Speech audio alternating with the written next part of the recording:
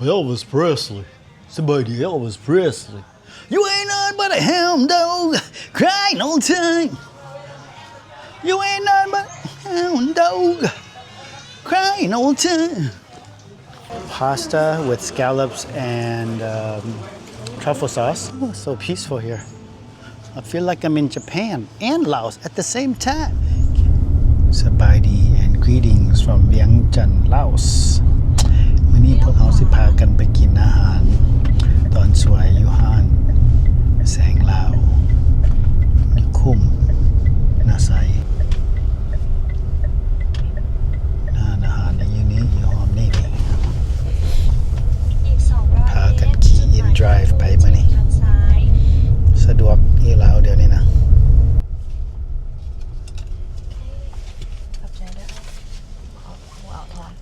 ขอบใจเด้อ โอเคมาฮอดแล้วโอเคขี่รถ in drive มาใส่เงิน 50,000 กิกตกเป็น$2 ไปโอเคเอามาฮอดแล้วพี่น้องไปบัดนี้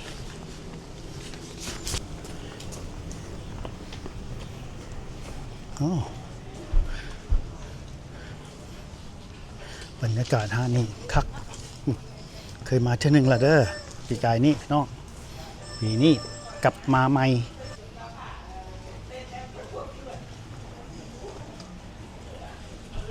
ยังมี holiday spirit หลายอยู่เนาะอยู่นี่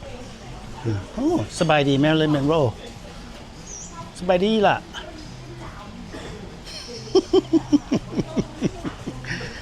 เข้าไปบรรยากาศที่นี่ดีหลายกินอย่างด้วยนี่คืออยากกินอาหารต่างประเทศอาหารwestern ก็สิมานี่ Kimao spaghetti, seafood spaghetti. What is it? Kimao seafood spaghetti. Or you Kimao might like this seafood Lao spaghetti. sausage one. You want to go to ห้านี่มันเป็นสไตล์ภาษาอังกฤษเขาจะเอิ้นว่าอเมริกานาเนาะหมายว่าera ภาษาลาวเนี่ยบ่ฮู้ดอก era Marilyn Monroe, Elvis Presley, things that are iconic American.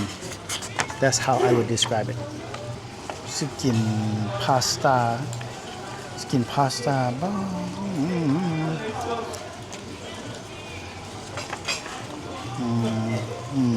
เบิ่งกันหน่อยนึงสิลองตัวนี้ก่อน Scallop pasta with truffle sauce มัก truffle sauce แห้งราคา$220,000กีบตกเป็นประมาณ$10 $11ประมาณนั้นโอเคเอาลองตัวนั้นแหละบรรยากาศอยู่นี่ดีหลายเดี๋ยวนี้เวลา 1 โมงปลายเนาะ lunch time มา say hello to Elvis Presley somebody Elvis Presley you ain't nothing but a hound dog crying all time you ain't nothing but a hound dog crying all time เลาะเบิ่งบรรยากาศเดินมีสเตจน้อยอยู่นี่สงบเงียบดีเด้ออยู่นี่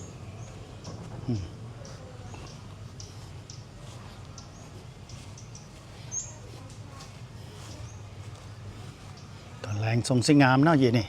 เวลาเขาเจ้าเปิดไฟ fairy lights นี่มี outdoor bar เนาะ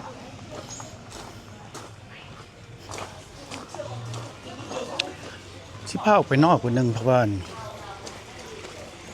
next door นี้ข้างๆนี่มีร้านอาหารอีกตัวนึงอาหารญี่ปุ่น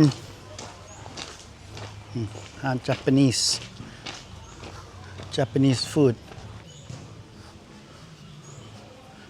อาหารญี่ปุ่นอยู่ฝากนี้เนาะฝากขวามือย่างมานี่มานึงมีอาหารญี่ปุ่นฉันมีเวลาสิมารีวิวอาหารญี่ปุ่นมื้อหน้าบรรยากาศก็งามได้เห็นเลาะแล้วทางนอกห้านผมแต่บ่ได้เข้าในเทื่อ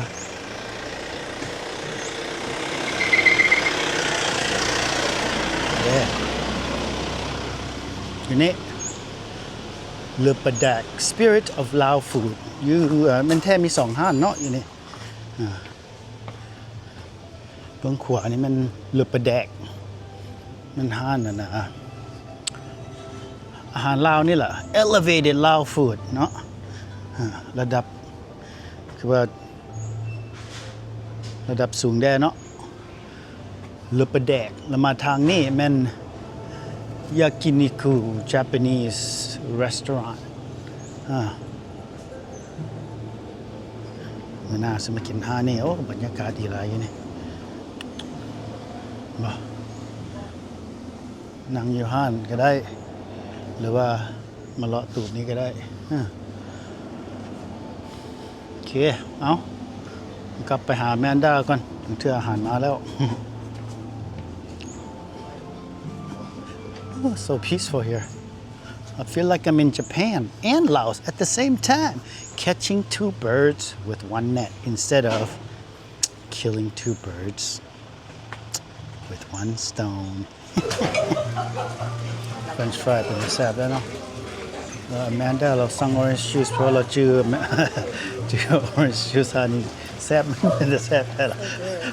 I love the ice cream. Ice cube สุดยอด ice cube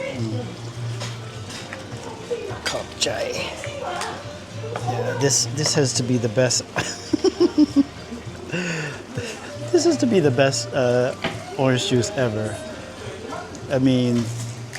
the presentation and ice cubes are actually made out of orange juice. Doesn't get any better than that. Amazing. Okay, อาหารได้แล้ว Pasta with scallops and truffle sauce.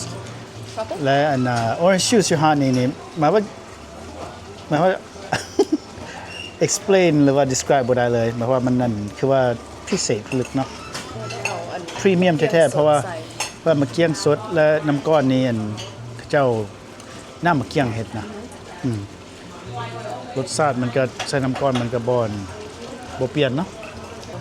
How's your food? Oh, it's good. My spaghetti tastes like a hint of like lap. It's like that beef. Wait, what flavor is it? It's beef. It's beef, but it tastes like lap. Oh, Like a hint of it's lap. You know, beef. like lap, like the herbs and stuff. Amanda says her spaghetti is beef flavor but tastes like lap รสชาติคือลาบแซ่บอยู่บ่ล่ะ Very good. สิรีวิวอันตัวนี้ลองเบิ่งโอ้น้ำมะเกี้ยงนี่ Highly recommend it. This is the best orange juice ever. What a great idea. All juices should have cubes that are made from juice. Amazing.